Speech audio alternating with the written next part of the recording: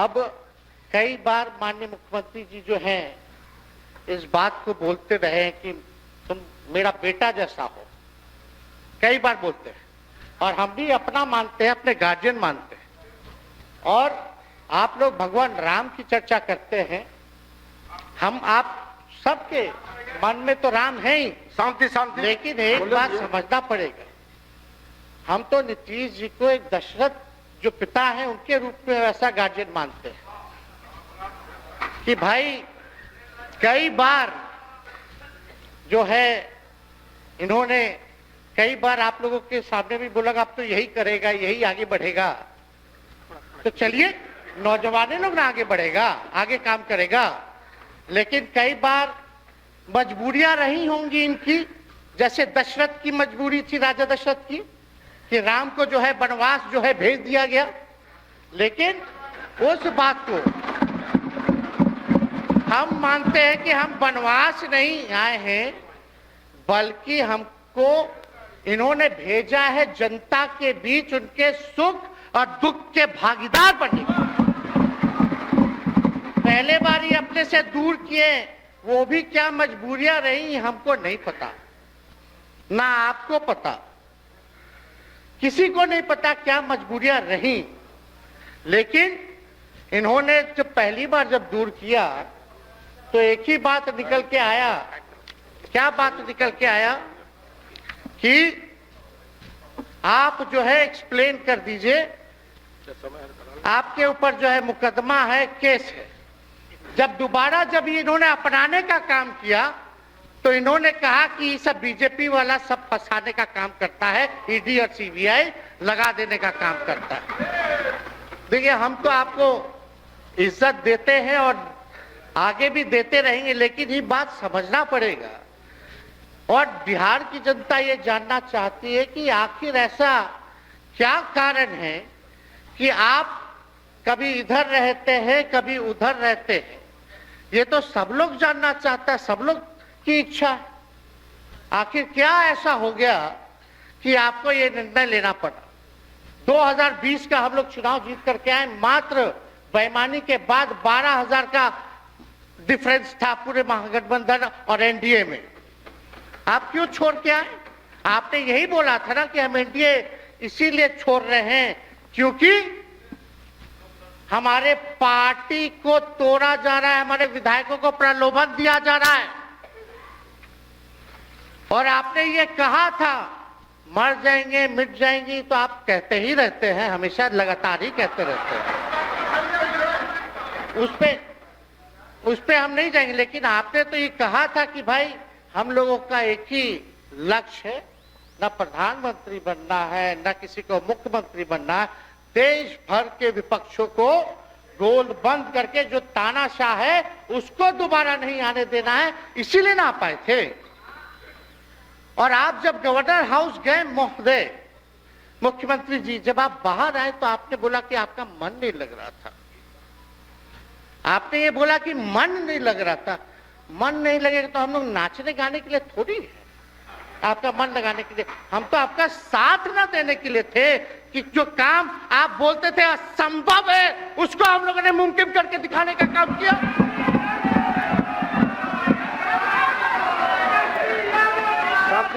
आपने 2020 के चुनाव में क्या कहा था? झूठ मत बोलिएगा। देखिए हम आप लोग से उम्र में छोटे, अपने बाप के पास से लाएगा, जेल से पैसा लाएगा, नौकरी बांटेगा, और संभव है, क्या बोले थे? और हमने उस समय चुनाव के दौरान रोजगार पर विशेष तौर पे हमने बोला था, हमने साइंटिफिक अध्ययन किया, रिक्त पदे हैं इतनी इतनी है, उसको हम लोग जो है भरने का काम करेंगे। हमको दुख इस बात का नहीं है कि हम लोग विपक्ष में आ गए, हमको तो खुशी है कि उन 17 महीनों में जो देश में किसी सरकार ने नहीं किया उसको हमारी महागठबंधन सरकार ने करने का काम किया। आप बताइए, आपको याद होगा जब आप बीजेपी को धोखा देना चाह रहे थे, हम तो नहीं आना, आप के साथ आना चाहते थे। ये बात हम आपको कहे भी थे कि हम तो नहीं आना चाहते हैं मुख्यमंत्री जी, लेकिन देश भर के सभी नेताओं का दबाव है कि भाई एक बार 2024 के चुनाव में हम लोग एकजुट हो जाएं और एकजुट होकर के मोदी जी को हराने का काम करें। तब हमने क्या कहा था मुख्यमंत्री जी, याद है? विजय जी है, आप भी सामने हैं। हम कहते मुख्यमंत्री जी हम सरकार में नहीं आएंगे, हम बाहर रह करके आपको समर्थन देंगे और आपके सरकार को कोई खतरा नहीं होगा, आप चलाइए सरकार, निफिक्र होकर के चलाइए, क्योंकि हम लोगों का भी लक्ष्य है कि भाजपा को देश से भगाने का काम करे। उस सांप्रदायिक शक्तियों को, जो विचारधारा है, जो समाज में जहर बोने का काम करती है, उसको हम लोग भगाने का काम करें।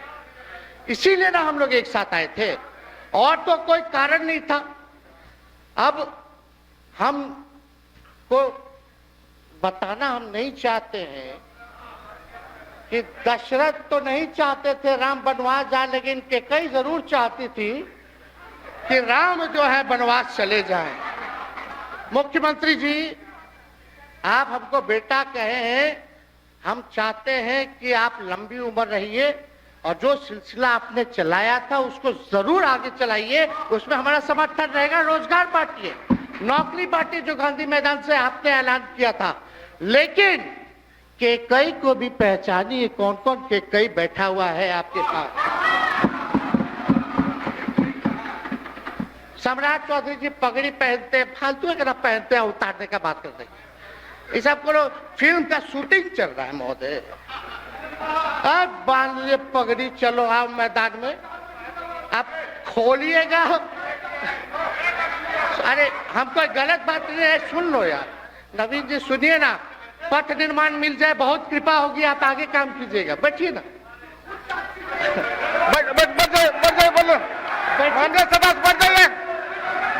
बढ़ जाइए, बोलने दीजिए।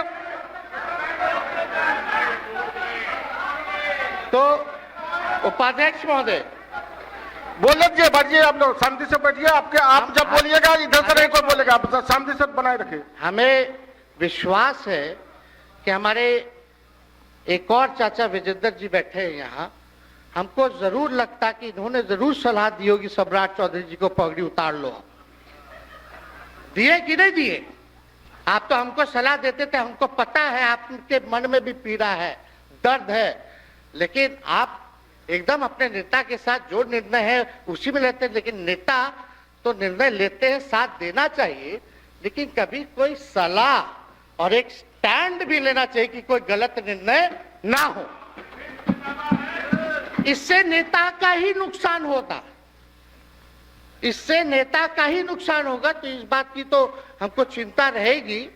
अभी सम्राट चौधरी जी क्या क्या बोलते थे उस पर हम नहीं जाना चाहेंगे, लेकिन सम्राट चौधरी जी के पिता भी हमारे दल में रहे हैं और उनका शब्द मुख्यमंत्री जी के लिए क्या क्या रहा है वो हम यहाँ नहीं बताना चाहते। आपके भी दिल में है, आपके भी कान में है, आप लोगों के भी होश में है, और पूरा बिहार बच्चा बच्चा से पूछ लीजिए कि हम कोई ऐसा दो सुन लीजिए ना, अरे सुन तो लो भाई, किसी भी बिहार में बच्चा बच्चा से पूछ लीजिए कि क्या होने जाएगा, नीतीश जी पे भरोसा है कि नहीं है, वो क्या क्या शब्द का प्रयोग करेगी जो हम लेना नहीं चाहते।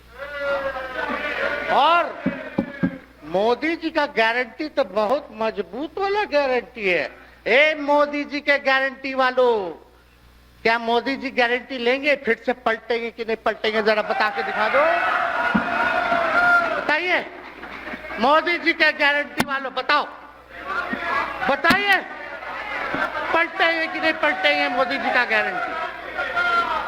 खैर हमको इसकी चिंता नहीं है। सम्राट चौधरी जी, विजय सिन्हा जी जब जहां चेयर पे थे, व्याकुल मत होइए, खूब जोड़ी है आप लोगों का, कमाल का, लगे रहिए। लेकिन आप लोग तो क्या क्या बोलते थे, अब उस पे तो हमको बताने का जरूरत नहीं है, सब लोग जानते हैं कि बकवा क्या दोबारा तिवारा जो है रटा जाए, कहा जाए, इसका कोई मतलब नहीं।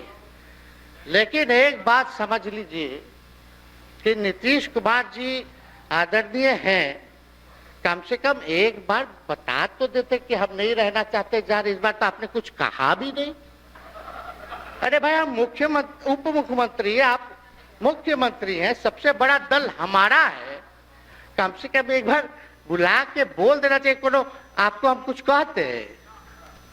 आप बताइए, हम आपको कुछ कहे हैं? कितना अच्छा हम लोग बातचीत करते थे, हर चीज करते थे। लेकिन अब चलिए ठीक है, अच्छे पल को तो हम जिंदगी भर याद करेंगे, सुजो को रखेंगे, उसमें हमारे मन में कोई खोट नहीं है। और हम लोग एकदम मजबूती के साथ खूंटा गाड़ के खड़े हैं कि आपने जो संकल्प, महोदय मुख्यमंत्री जी, आज तो आपसे हम कह ही सकते हैं ना, आप तो बुलाए नहीं, खुद ही चले गए गवर्नर हाउस, लेकिन आज हम इतना तो आपसे कह सकते हैं ना, इतना बात तो कह सकते थे कि आप बुला लेते, हम लोग बात कर लेते। नहीं है ठीक है, तो उसका भी व्यवस्था कर देते। अगर हमारे सरकार से, हमारे मंत्रियों से दिक्कत है तो फिर से बाहर से समर्थन दे देते और कोई माई का लाल हिला देता उस सरकार को। ये मन में शंका मत पालिएगा, जब हमने आपसे कमिटमेंट कर दिया था तो मन में कभी भी शंका, आपके मन में भी हम बोलते थे कोई कंफ्यूजन होगा तो बुला करके बात कर लीजिए, दूर कर लीजिए। क्यों? क्योंकि हम आपको अपना परिवार समझते हैं। हम लोग समाजवादी परिवार के हैं मुख्यमंत्री जी, और इसको ध्यान में रखना चाहिए। विजेंद्र जी, विजय जी, सब लोग को बात रखना चाहिए। और हम कहना चाहते हैं, जो आप झंडा लेकर के चले थे कि मोदी जी को देश में रोकना है, आपका भतीजा झंडा उठा करके मोदी जी को बिहार में रोकने का काम करेगा।